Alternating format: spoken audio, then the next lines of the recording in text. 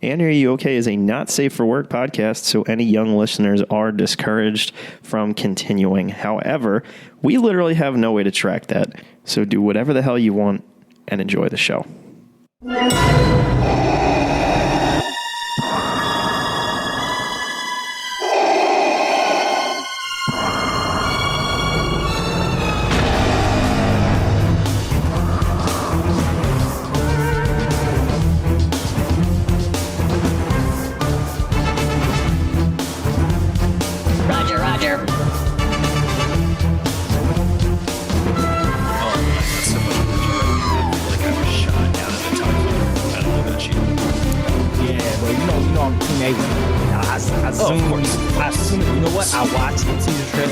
And then I zoomed over to my station like an A-wing speed, to get here to talk to you. I feel that it's quick, one fast, of the and in fastest a hurry, ships. No, it's not like not from like a canon standpoint, but tell me a video game where the A-wing is not objectively like the fastest ship. Just zip around and shoot at people, bro. That's right. That's what you do, Matt. They can never catch you. That's what you do. They can't catch you. They can't but you can catch us here on And Are You Okay?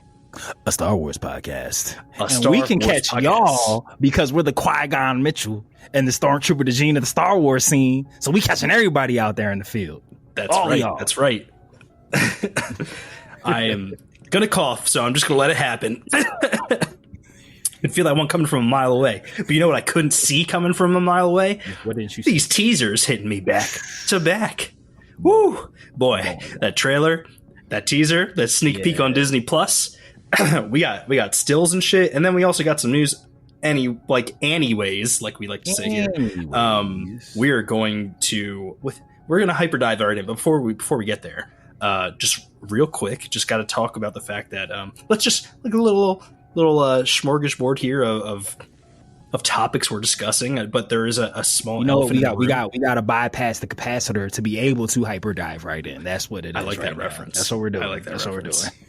I bypassed the compressor. I got you, big dog. we had we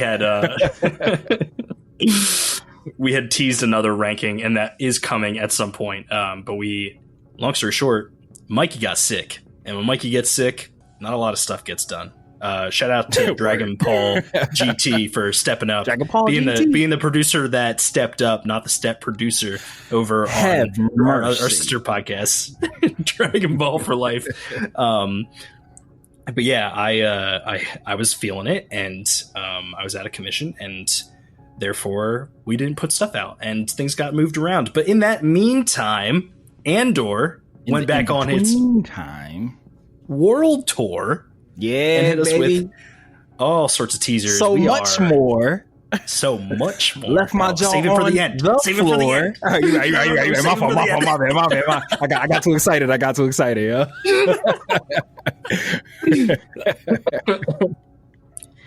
But we are just a month and so many days away from season 2 getting started on Disney Plus with Andor, and we also got some news about Kathleen Kennedy, and there was an initial story about her potentially retiring, and then she came out and corrected the stories. So we're going to talk a little bit about that too. But we'd be so remiss if we weren't going to jump right into what everyone's already talking about and what I want to talk about.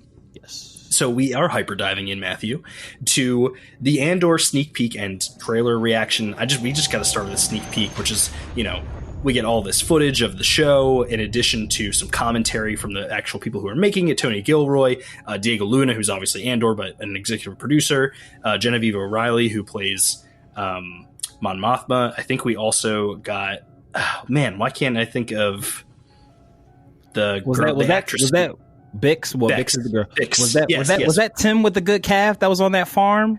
No, Tim's dead. Kept going back. Oh, you're right. They kept revisiting that like farm scene. Yeah, I think that's going to be a big set piece. With the guy from Touched by an Angel. Yeah, from the guy Angel who beats the people with a brick. His name is escaping me, but he's one of the like citizens of Ferrix that leaves with Bix and B2 and a few of those guys. That was that guy. Yeah. So there's a lot of things that I feel like they're going to tie up. Matt, before I hand off to you some I have a few notes here, so we can talk through them one by one. But I do want to give you a chance to kind of go off. Would you like me to hit all my points before we go off? We can do it discussion style. I think we're going to have a lot to talk about. I mean, let's let the force guide us. You know, let's Okay. let's just start saying words and see what happens, baby. So I just wanted my initial gut reaction after it was a 2 minute and 22 second teaser, which shout out to Ray the Ruiner, who was like, that was a really long 2 minutes and 22 seconds. And like in the best way, like I did feel like it was, like every second of it was amazing. Yeah, you were taking it in. Yeah. It makes me feel like we're sprinting towards Rogue One, but like in all the best ways, if that makes sense.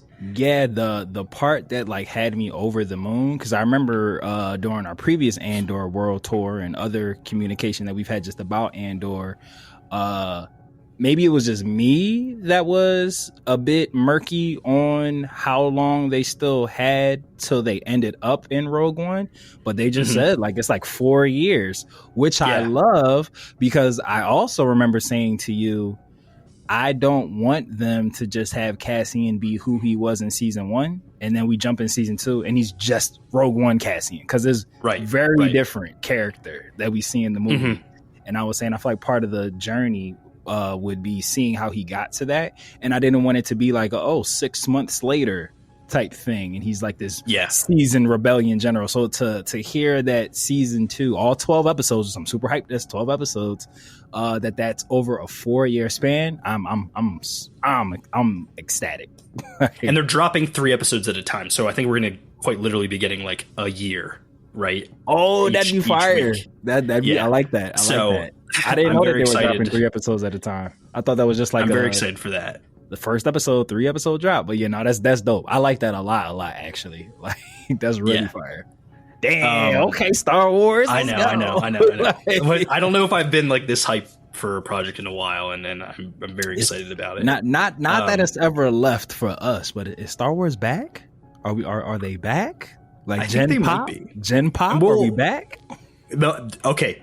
I'm so glad. Put a pin in that one, Matthew, because I got something I want to bring up about Gen Pop, specifically with the trailer. So we'll get there when we get there. But another note I have down is I'm ready to get hurt again on the road to the Battle of Scarif. They're showing a lot of characters that we know, grew to love in Andor, some Rogue One characters, and I'm just like, are they going to make me fall in love with K2SO even more?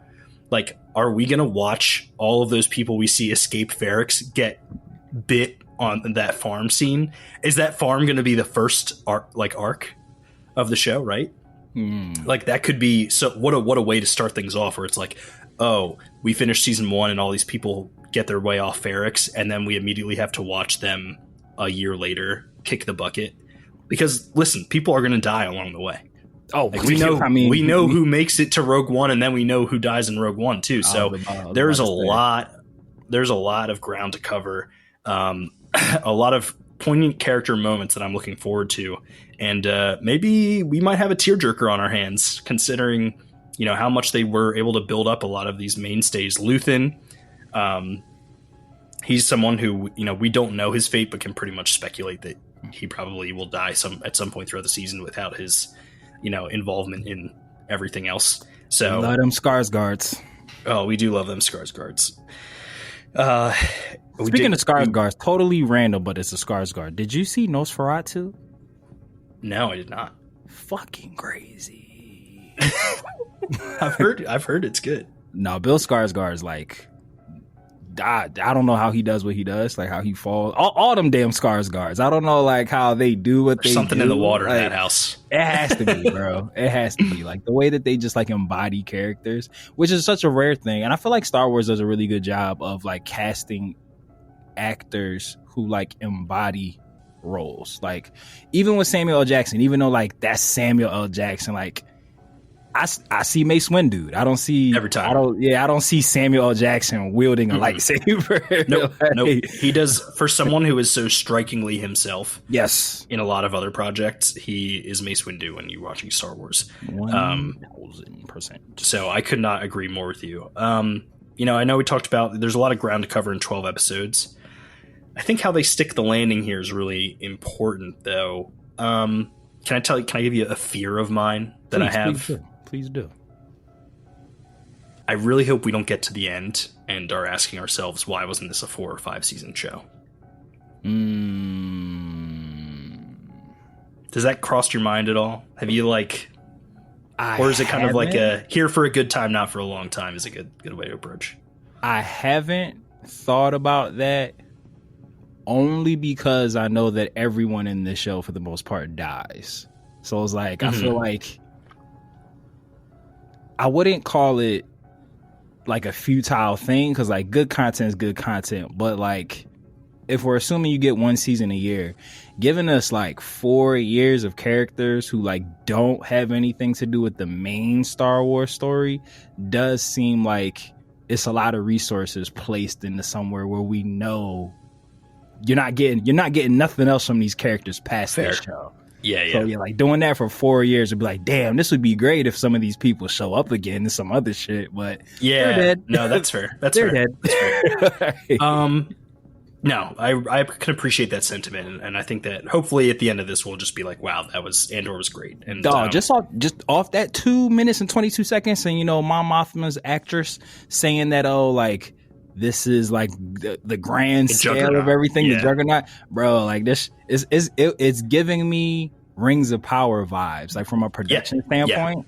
I was like, oh, they about to put their foot in this. Like, Matt, you must have been looking at my notes, because I literally we've been doing this for a while. Yeah, the next thing I have written down is I'm hopeful this changes what Star Wars production looks like slightly.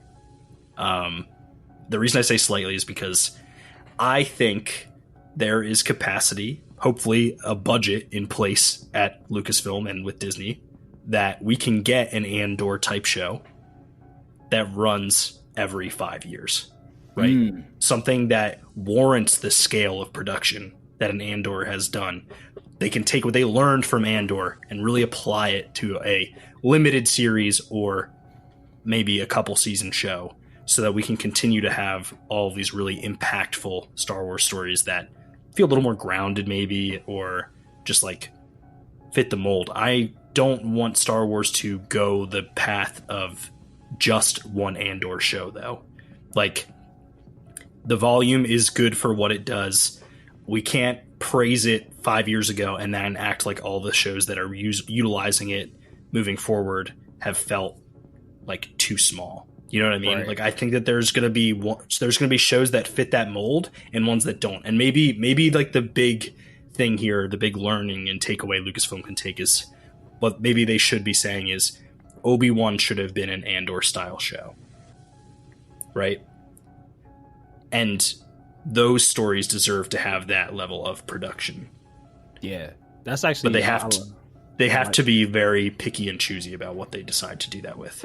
Yeah, I think that is like a really good thing that hopefully somebody contemplates, like shows that would predominantly be filmed in the volume versus like shit that goes out on location. Because it seems like there's a lot of on location filming for Andor season 2, which like. Whether you're a film geek or like somebody who understands how shows are made, like even though the volume is amazing, maybe because like Mandalorian predominantly is in there and we like it kind of has like become synonymous with the volume and like that style. It does, you could tell the difference when like a show is like, oh, they have different sets and locations and like they're actually outside, like not in like a studio. And I feel like it does make it bigger. And Obi-Wan was like majority in the volume, right? Like it was like and I feel like you can kind of tell that like with Obi-Wan, like he's either on a ship on Tatooine or like in a confined space, which I still love Obi-Wan. That's my shit. Like, that but show I get what you're saying about like the there's a scaleness to the character, like story that adding like grandiose like behind the story to like make it bigger than what it is. Right. And I think there are stories that are going to warrant it, and then other stories that like the volume is going to be fine, and we can continue to have a steady intake of Star Wars. I really don't want to go. I don't want to go backwards in terms of running out of like stories or having to wait full years in between stories. Like it's almost killing me a little bit that it will have been 2.5 years since we saw the end of Mando season 3 by the time Mandalorian and Grogu hits the big screen. Like, yeah, damn. That's crazy. Didn't even think about that. And for Ahsoka to also like be 3 years in between seasons feels shitty. Damn. When did Ahsoka season 1 come out? That was 2022. Ahsoka season 1. No, we're not 3 years removed from it, but by the time season 2 comes out, be 3 years. It will probably have been 3 years. Time is a fucking illusion, boy. I know, man. It's a flat circle, as they say in True Detective. But yeah, like, so I want a steady stream of these shows, and I'm hopeful. I'm sorry, like, I get it. Like, The Flash is like, you know, a CW show, but they were able to put out like 20 episode seasons of 45-minute episodes, and it's like, I get you're reusing the set a lot, but with the volume, you should be able to reuse a set. Yeah, and stuff like that. Like, you would there's a level of like, you build up assets over time. Those assets don't go away, right? Like, I get if you want to have things feel fresh and new, but sometimes not every story is like, you know, even the Mandalorian has gone back and revisited places, right? So not everything has to be. I mean, how many times they must have like 1 million Tatooine assets after the Book of Boba Fett and Obi-Wan all being shot in the volume, right? Like, so like that doesn't. I'll loan you a bag of sand if we get more episodes. So, and I know that I'm like, you know, I'm not on the production team, and I don't know what like type of money goes into it, but it just. There was an oversaturation of Marvel, I think, with like 3 projects a year. But if it's like one Star Wars project, one animation Star Wars project every like year, and one live action one, I'll be, I think, satisfied. Let me ask you a question while we're on like the topic of like putting more into the TV shows. Because you mentioned Marvel, and funnily enough, this is probably the first. And I hate that I have to say it because I love Sam Wilson as Captain America, but like this is probably the first time that a Marvel movie's come out where I'm just like, I'll see it when I see it. Like I didn't rush to see the Eternals. I didn't even see it in the movie theater, but I was just like, all right, I gotta watch it because I'm invested. Been doing it this long, but now like with this one, I'm just like, and it's not even because of the movie and production hell. It's just I'm Marvel fatigued out. It took me a long time to get there. I think as a longtime viewer, you go through phases. I wanted to see this like Captain America like as soon as possible, and I've been sick. And so I just haven't gotten around to like going to the movies. Like, it just wasn't in the cards. I'm actually like worried that I'm going to miss it from catching it in theaters, which hopefully doesn't happen. But the question that I was going to ask you, going back to what I said before, and I know you want to cover it, so we won't touch too much in it. Like me saying, like, is Star Wars back in terms of like gem pop, not just the diehards? Do you think with how amazing this show seems to have been shot and filmed, and you know, Andor 1 was like knocked our socks off. It was like the best gift we didn't know we wanted. But this one, it seems like they're intentionally punching us in the mouth before it gets here. Like Andor 1 felt like, and we talked about this, it didn't seem like the marketing campaign behind it wasn't the best. Like it wasn't. It was just like they didn't realize they had like a cultural phenomenon on their hands. Exactly. But now it's like season 2 is like, no, we're coming out swinging. Do you think this show could be a transition period to where maybe Star Wars becomes more synonymous with like amazing TV shows versus movies? Because if you go back to the sequel trilogy, the movies have been kind of and obviously this is a very subjective statement I'm going to make. The movies in totality have been striking out more recently as opposed to previous movies, where the shows for the most part have been hitting more. Do you think this might be like a changing of the guard where like, you know what, like especially like with Mandalorian doing so well, Book of Boba Fett, Ahsoka, like, hey, like maybe the shows might be our bread and butter moving forward? I think that naturally, just the way things are going, that we are going to see a lot of the wrong decisions be made purely out of the greed of Disney. Disney's gonna Disney.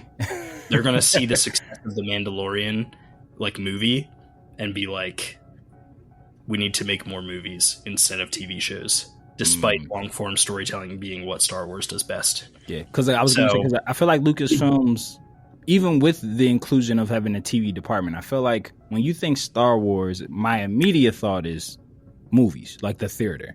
But like I feel like Marvel is kind of like 50-50 now. Like I'm shit. After fucking Daredevil Born Again comes out, like it might start to skew more towards like, all right. Matter of fact, I'll just say it. I feel like Marvel TV now is starting to like supersede the films. Like, and obviously we know everything's interconnected, but it does seem like I'm seeing more positive reviews from like Marvel TV shit than I am the movies.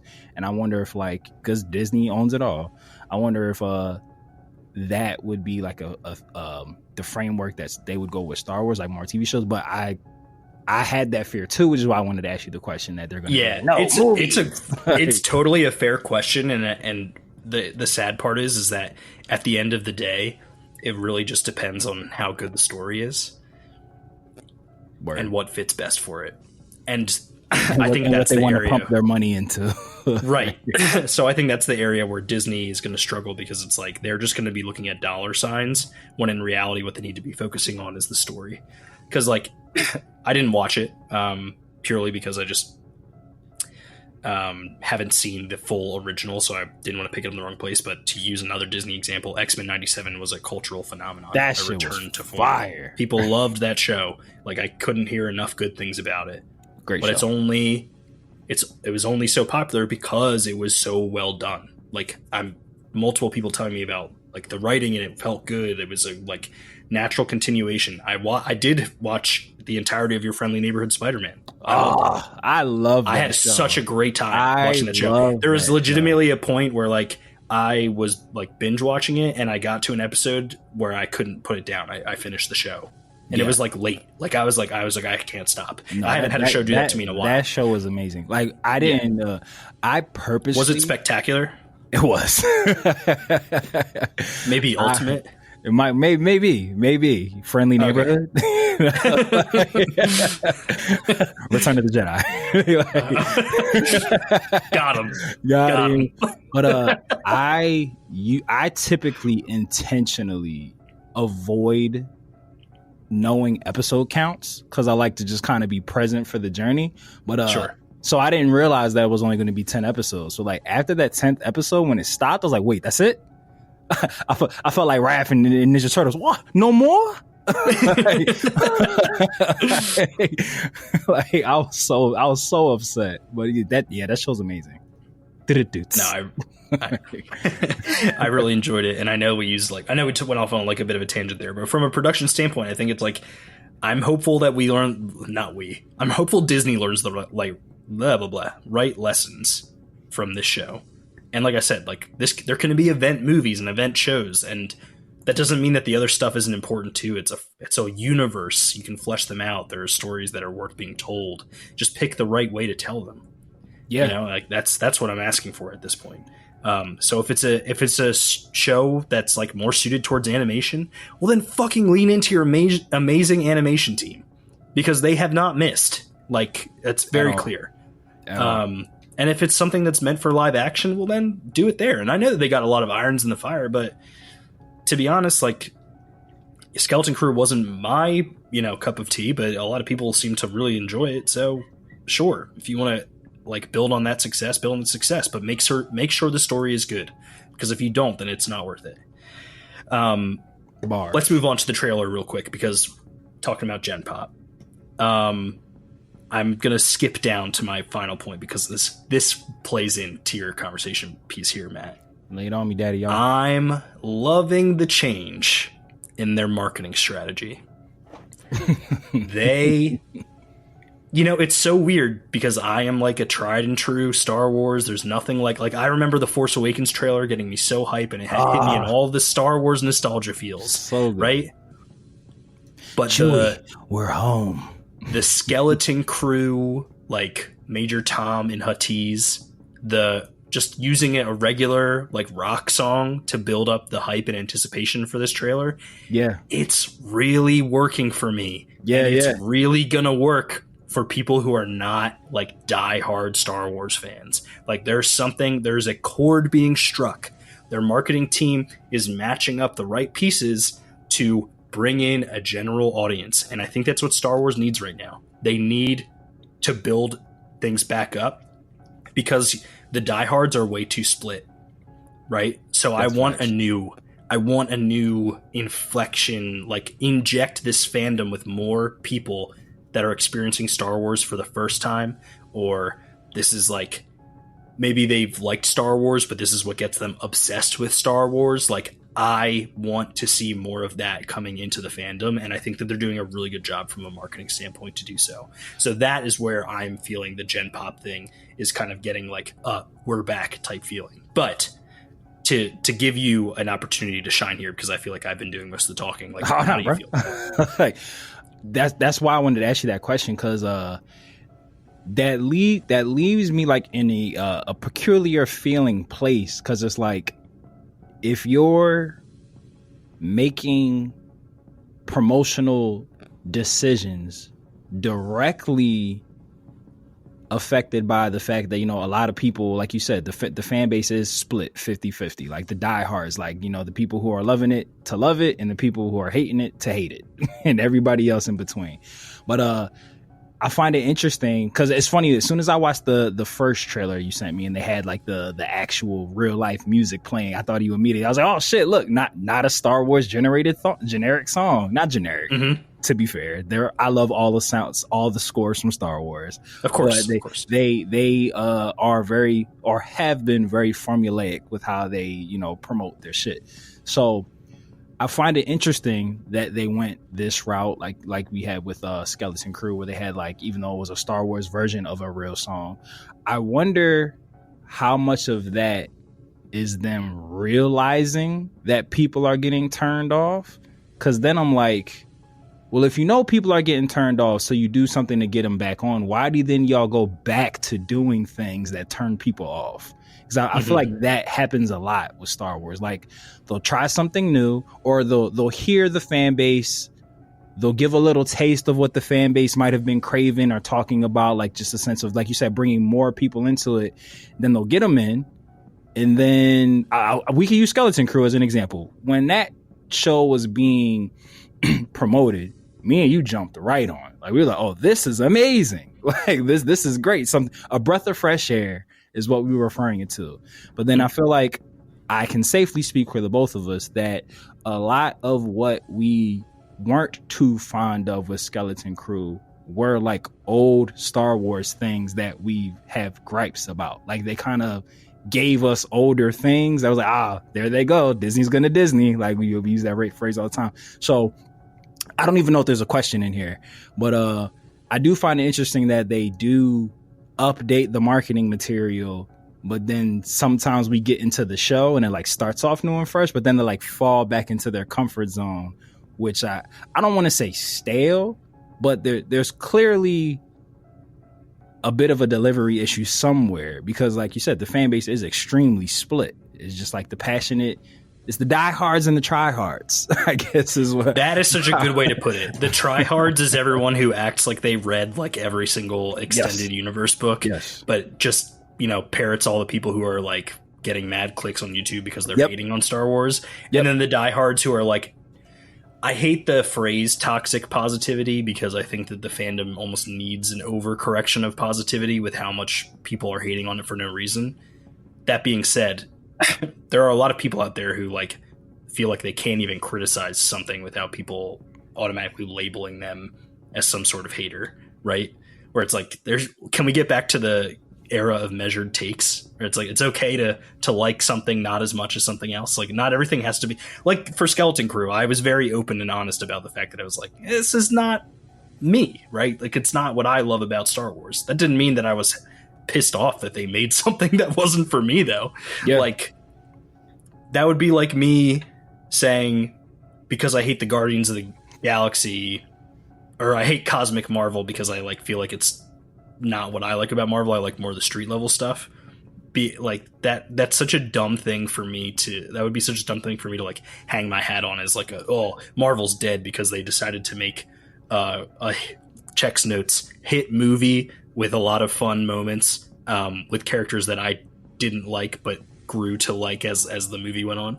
Even though I'm not crazy about like them specifically and their place in the MCU, there's people who are like, those are my favorite movies in the MCU. Guardians of the Galaxy 1 is Guardians 1 is in my top 5.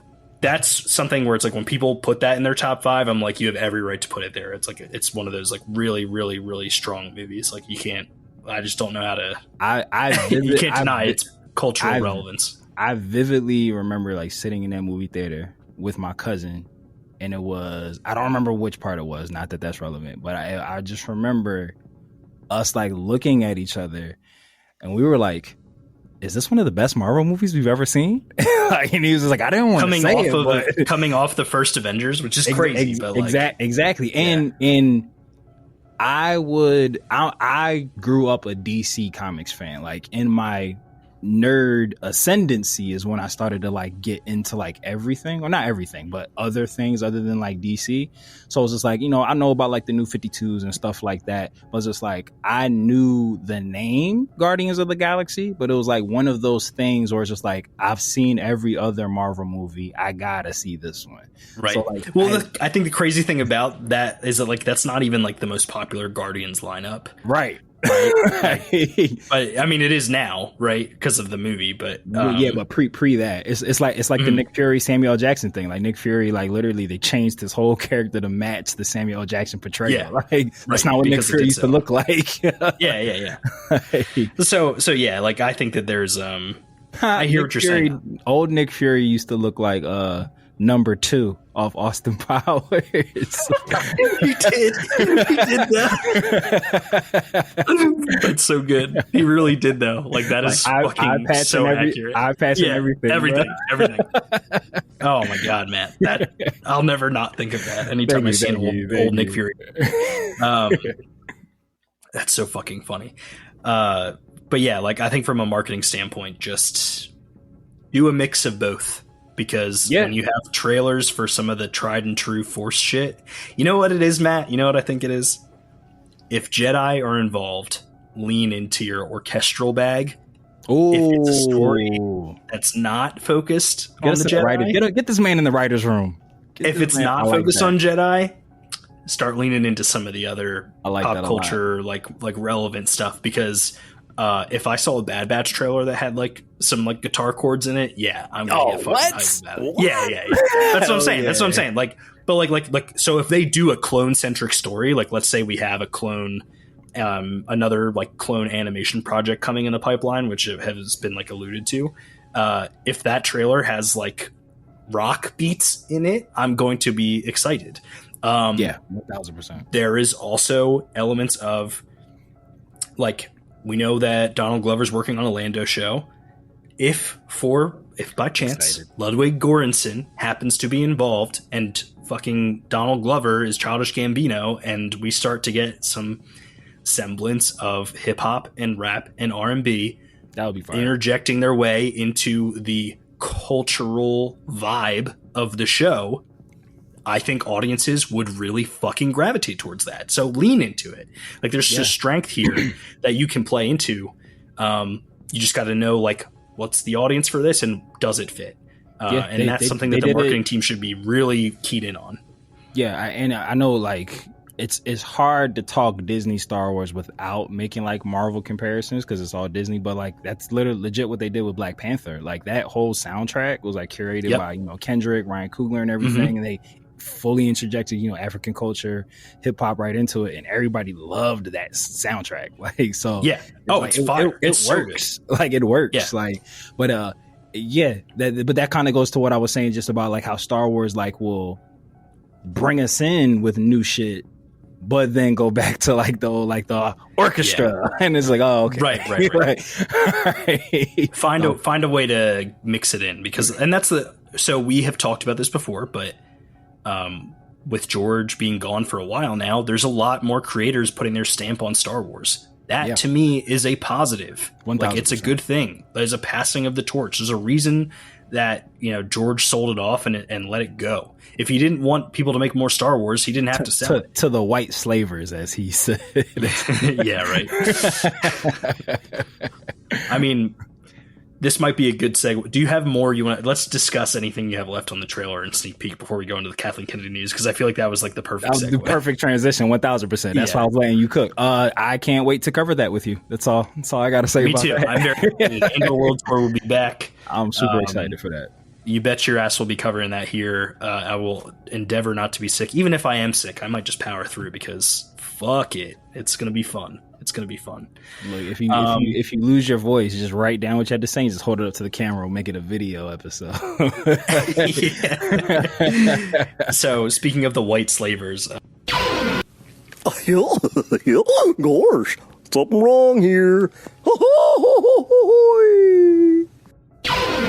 So speaking of white slavers, can you, Matt? I can't believe Disney held us hostage there for a second and was like, if you call us white slavers one more time, we'll kill you. I just went ahead and did it again.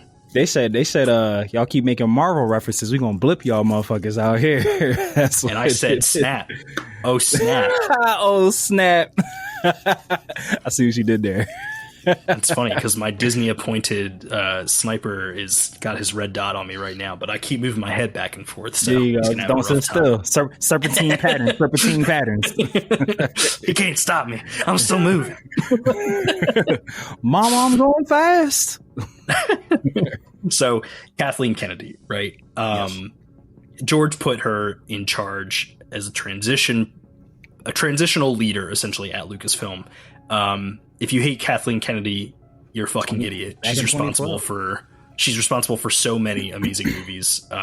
Yes. She's very, tenured and prolific movie producer. Her DNA is all over tons of movies that you probably have loved. If you're a cinephile, like, you should be thanking her. Her tenure at Lucasfilm has been a little up and down.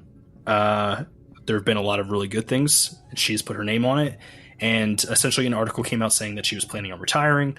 She very much... Well, not renewing her contract, so I guess... Well, so the initial thing did say she was retiring, and she came out and essentially wanted to correct that and say that she said she'll die making movies. Yeah. So I don't think she's retiring. But they're working on a succession plan. Correct. For Star Wars correct. Currently. Yeah. And so I have a couple things of note from the article. They kept asking if Dave is going to replace her, right? I don't think that that's a good idea. And I don't say that because I don't think Dave is qualified to lead Lucasfilm. I think Dave is better suited on the creative side of things, and I don't want to lose someone like that helping make Star Wars what it is, because he really understands Star Wars. So why bog down one of your... I'm sorry, what? I was just going to say, why bog down one of your best creative minds with more of the business aspect of Star Wars instead of putting someone else in the position that might fit it better and let Dave cook doing what he does best? That's my thought process behind it. No, that actually surprised me, because I would have thought you would have been one of the ones beating the Dave Filoni for president tambourine. But you don't think, from what we know about Dave and his passion for Star Wars and how much he like you said, like, loves being boots on the ground, like, in it, you don't think that his version of presidentship would be like a lot more hands on than Kathleen? I don't necessarily think that if he took that job that he would stop creating. I feel like he would kind of like do both, like a GM player type of situation. I hear where you're coming from, but at the end of the day, we have to ask ourselves: are these people still human?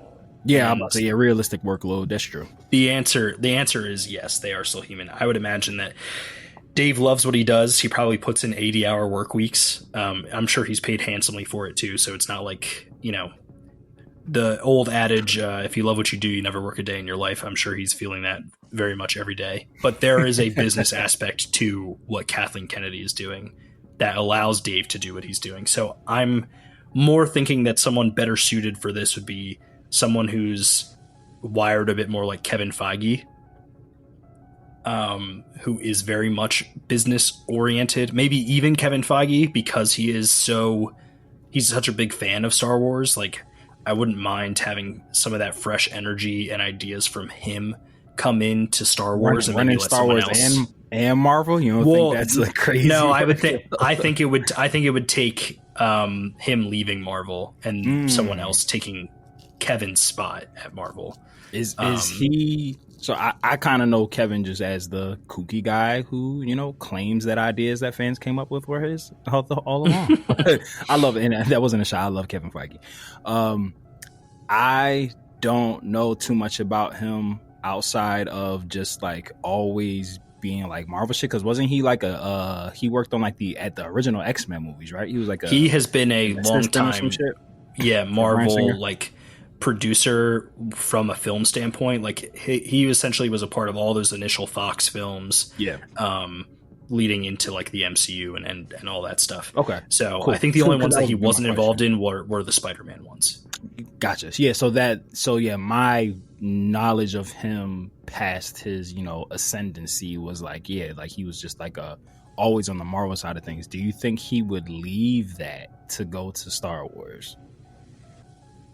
I think that it really depends on, you know, where he's at in his career. Maybe he feels like the multiverse saga is the bow on his tenure at Marvel, right? That's not the best way to go out.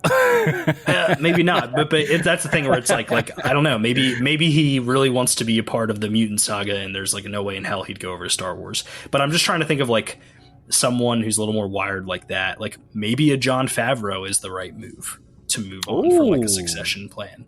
I actually like that a lot. I like that, man. Because John, he's a great filmmaker, but there's something about John that is very much like George in the sense that there was George's creative side and wanting to make movies, but there was also the technical pioneer side of George Lucas that really wanted to push film technology forward. Jon Favreau has that to him. And I think that might be what Lucasfilm needs, is someone who's a little more like that. I like that a lot. Actually. Don't get me wrong. There's a lot of people who are like, oh, this guy just wants to smack his action figures together. And that's kind of what The Mandalorian is for the most part, which is a great show. right. And but I think you can have someone like that in charge and still have new and unique ideas come through the pipeline. And what we really need is I think, and this is another reason why I don't necessarily want Dave. I think we need a fresh landscape ahead of us, and I need Dave and John to continue to be like, this is how Star Wars should feel. Of a girl. Yeah. One that could drown the whole world, you know? But like, I want the feel to remain, but I want the stories to change. I think that we need new creators, new time, we new don't parts of the timeline. Want her looking so sad in photographs anymore. Right. You know? I'm blanking so hard when she smiles. When she smiles.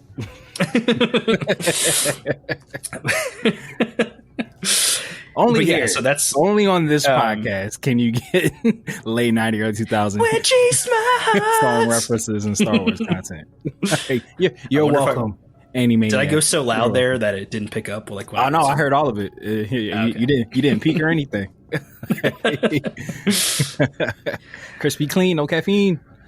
Oh, I absolutely love her when she's. Oh my god! There you go. I need to get there. But I do have a question for you. So, you have brought up George brought Kathleen in way back in 2012. So she's been in this bitch for a really long time. So maybe I missed something, but I will say that I am 1000% a hardcore Star Wars fan. But I would say that your fandom definitely supersedes mine. When, where, and why did this Kathleen Kennedy hate become like a thing that people It is 100% because people wanted to blame a woman. I was hoping it wasn't that. That's what it is. That's literally it's people like Star Wars theory, and I really could give two shits. Someone who I don't even know if they're making content anymore. Mike Zero, these fucking plebes. If you watch their content or used to watch their content, I feel sorry for you, because if you got led down that trail of hate, it's a toxic environment to be in. But they literally were just Michael. He can't hate. He's Canadian. Oh, you're right. It's just they just wanted a woman to pin the hatred onto, and everyone likes to scream woke, when in reality it's just different people getting to be in the spotlight. I don't know what's the big deal about that, but yeah, I think that's part of the problem. Lord and Savior George Lucas like brought her in, like, right. He handpicked her. That's the part that's like got me baffled, bro. And listen, Matt, I have literally zero qualms if the next president of Lucasfilm is a woman. But if the next president of Lucasfilm ends up being a man and gets none of this backlash, then right, like I'm just going to be like, it's going to be obvious, like the fandom will have told on it, that side of the fandom will have told on itself for sure. But at the same time, like, you know, she has hits, she has misses, and every producer is going to, like, we can't act like every single project is going to be good when you're pumping out this much content. For this long, it would be so hypocritical of me to be like, well, just maybe slow it down a little bit, because I said earlier I want them to continue to push out stories every year. So I can't get enough of it. Like I said, it has to be good stories. So make sure the stories you're telling are worth being told. And anyone who fits that, anyone who replaces Kathleen in this succession plan, because don't get me wrong, there's more than just Dave and John that work at Lucasfilm. Like there's I believe her name is Carrie Beck. She is like someone who's been a producer on like almost all the Star Wars animation films and stuff like that. Not films, the animation like series. And you know, she very much could be someone that they're eyeing for the role or considering. There's also some visual effects people who, like John Knoll, for example, is someone who like works in their visual effects department. He pitched Rogue One. That was his idea. And then it became what it became. So, you know, there's lots of people over at Lucasfilm that might be a good fit for this role. There might be people outside of Lucasfilm that are just like people they're eyeing that they think, I mean, listen, I don't know how James Gunn's DCU is going to be, but it's like he got pulled into that. I don't have the most faith in it. I don't know. I don't either. But, you know, like he got pulled in based off of his ability to, I mean, it just does seem like every movie he makes is like at the very least entertaining. He got hired off of Guardians of the Galaxy. That's how he got that and I think Suicide Squad. But you know, he's just good at taking characters that nobody knows and have. Yeah, right. So we'll see like how that ends up going. But like there could be someone else. There could be like a Marvel director that people are like, oh shit, this guy really knows what he's doing. There could be someone who's there. Rick Famuyiwa has made some of the best episodes of Star Wars television. Shit, Bryce. I don't think she. Yeah, Bryce. I don't think she'd do it either. But I feel like directing's like her thing. Obviously, her father's daughter. Yeah, but I wouldn't be mad at that. Yeah. How could you? And how could we argue with it when it's like, you know, they've made so many episodes of The Mandalorian where I'm just like, man, this fucking ripped. Like Rick Famuyiwa is responsible for some of my favorite episodes of Star Wars. So there's a lot of people who I think are qualified that, like, as long as they do the right thing. And tell stories that are worth being told, I think that they can't really go wrong. But that being said, go ahead. Go ahead. I was just gonna say I do really like the part that you just said about like the fan base like snitching on themselves. Like if a bad product comes out and it's a guy in charge and they was just like, oh, you know, like shit happens, like the type thing, like they snitch on them.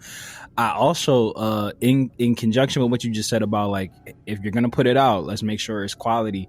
I feel like Star Wars has been so true to the fan base that when they do cash grabby shit, you can see that shit from like a mile away. Like you could just be like, oh, yeah, this was a Disney cash grab. Like this isn't doing this for the fan base. So I wonder, I don't know if it's a fear, but in regards to like, you know, picking the quote unquote right person and doing the right thing by the fans, like I wonder if they take into consideration how the fan base would react to the person that they pick. Because there is a part of me that feels like that is a big chunk of their decision. Like, I don't know if let's say there's like a AD guy that's like super behind the scenes that just kind of just has been in the room. He's an everyday guy. Everyone loves him. He knows his shit, and he just like gets the call up. Like, because that's not like a sexy hire. Like, I don't know if they would like snub the person who would do the best job to like make the impactful announcement. To use a very niche reference, I need them to be Jeffrey Lurie and Howie Roseman about this, and just pick the right person, because no one thought Nick Sirianni was going to be a 2-time Super Bowl attending, 1-time Super Bowl champ coach with, the record he has. But they saw something in him clearly that worked for the Philadelphia Eagles. Go get yourself the Super Bowl winning person. I don't care what they are. Just trust in the force. No, not the process. Don't say trust the wrong sports reference for Philly. No. But yeah, just trust in the force. But no, that's my hope as well, that they would just pick the right person. But to my Disney's gonna Disney, I wouldn't be surprised if, and not to say that the person they pick wouldn't be qualified, because like you're the worst business ever if you just pick someone just like off their name, like Dana White, like you now run Lucasfilms because you're a great businessman. But I do feel like that is something that they think about, and I feel like they think about it more than they should. Like, would this person sit right with the fan base? Like, how would they feel about this? As opposed to just like, this is our guy and or girl. Right. And or whatever your pronoun is. Yeah. And I think inclusion, baby. I think Jon Favreau is like the safe choice. But I don't know if he's the right person. I'm not mad at that. And maybe he doesn't want to do it though. And I think that's the thing, where it's like, I want the person to be passionate about it. Yeah, Jon Favreau, for my same reasons why I don't think Bryce would do it, he still strikes me as someone who's very much still into the craft that he does. Like, he very much still like you can start to see directing taking like the apple of his eye, but like he still makes movies. Like he's still like like a working actor. So it's like, and I feel like people who are like still in love with the art of it wouldn't necessarily want to like take a job in the office, because it's like turning your passion into now your passion is legit your business, which like might make you not love it anymore. And for the people who might be listening and are thinking, well, George did both. Trust me, what Lucasfilm is now and what they're endeavoring to do is a lot different than what George was doing, one project at a time. Mm-hmm.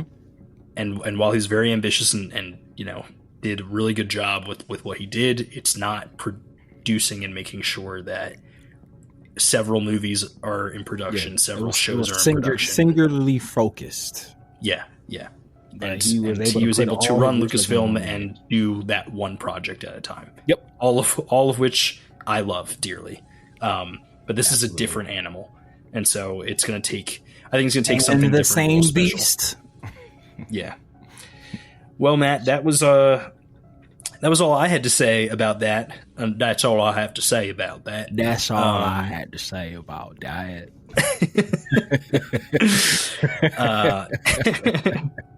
So without further ado, we will close this bad boy out. But before we do, I'd be remiss if I did not mention that we have a sister podcast, Dragon Ball for Life. I mentioned at the top of the pod, but you can go check out for our 3-year anniversary. We put out our Chris Sabat, voice actor of Vegeta, Piccolo, and many more, All Might, on our YouTube channel. So go check out the visual component of that. It's been a long time coming. Thank you to Dragon Paul GT for putting that out. GT.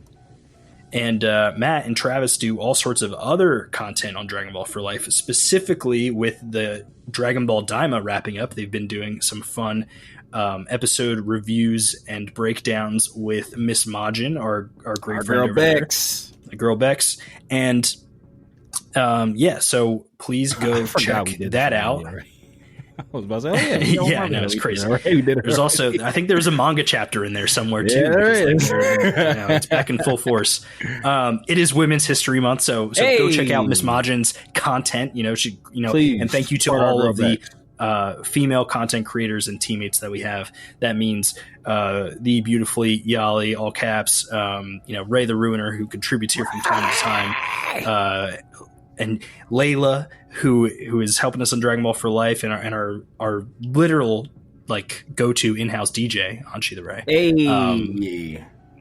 We love them. Can't Pink not give them Skybot, Bubble flowers. Brick, Caustic Phoenix. He's throwing them all out there. All of them. All. Tiger Lily, Schmedius, Tiger Matilda Lily. Schmedius. And very much we celebrate women over on Dragon Ball for Life. So go check out some of our old Dragon Calls. And you can, because I don't know if you know, Mike, but women is how I got here. Little fun fact. That is, I think that's how a lot of us got here. Little We were FF. birthed by them, Well, molded by them. you merely adopted women. We were birthed by them. We were birthed molded by them. Well, Matt, my spirit broke first and then my body, but I will singing voice. I will let you close this bad boy out. Oh wait, I guess you can also follow us on Annie Are You Okay Pod on Instagram, and then follow me over at Blue Sky at Mikey the Illest, where I also post about this podcast. But yeah, we'll be back covering Andor, and expect more things coming from us in the very near future. But go ahead, Matt. Let's hit it with these rhymes. Well, Animaniacs, it's like we always say here in a galaxy not so far away. You know, it could be the Andor World Tour. It could be the Nevertheless, Always the More. It could be from the pool table to the kitchen floor. It could be Demi Moore. You better hurry up. I'm going to shut the door. Ooh, can you get me bacon, egg, and cheese from the Poppy store? You know, that really hits me me to the core. Oh, I don't need to say anymore, you know, because it could be Ray. Life can be a beach, and you guessed it, as long as there is no sand. Anakin J. Smith is gonna be okay. Be okay. May the force be with you. And with you. Later, nerds. Deuces.